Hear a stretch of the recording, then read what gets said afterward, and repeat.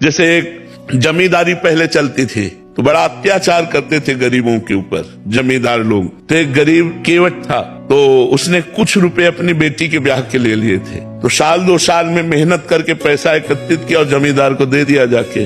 अपनी खेती से कमा के जमींदार ने वो रुपया लिया और फाइल से नाम नहीं काटा, कर्जा का जो हिसाब था वो काटा नहीं। 2-4 महीने बाद उसके आदमी गए और कहा जमींदार साहब ने बुलाया है। तो जमींदार ने कहा कर्जा दीजिए।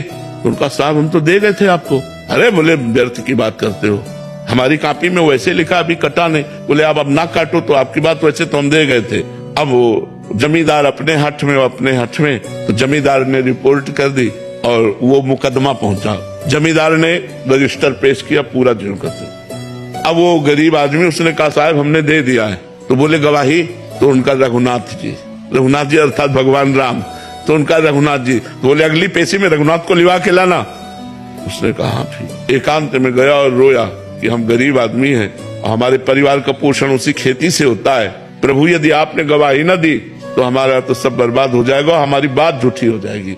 आप कहाँ नहीं हो? जिस समय वो पैसा दिया था उस समय आप थे, क्योंकि आप सर्वत्र हैं तो आप उस जगह भी थे, इसलिए आपको गवाही देनी पड़ेगी। पहुंचा, उनका अपनी गवाही पेश करो। तो उनका बुलाओ, उसका नाम रघुनाथ है। रघुनाथ हाजिर हो। लाठी टेकते हुए आए और जमींदार से कहा 100 का नोट वो, 200 का नोट वो, इतने सोने के सिक्का उस जगह तुम्हारे रखे, वो इसी के तो दिए हुए हैं, हमने देखा। उसको होश उड़ गए कि ये तो बिल्कुल। और अब जमींदार की भगवान के सामने हिम्मत नहीं, जब आंख में आंख डाल के बात की ना तो उसकी हिम्मत। बोले हाँ। तो 420 में जमींदार के ऊपर दंड जुर्माना लगा और वो छोड़। विश्वास कि भगवान है मेरी रक्षा करेंगे, भगवान है मेरा सहयोग करेंगे। दृढ़ विश्वास, किसी भी स्थिति में विश्वास ना टलने पावे, ऐसी शक्ति हमें दे न दाता। मन का विश्वास कमजोर होना, हर स्थिति में भगवत विश्वास बना रहे।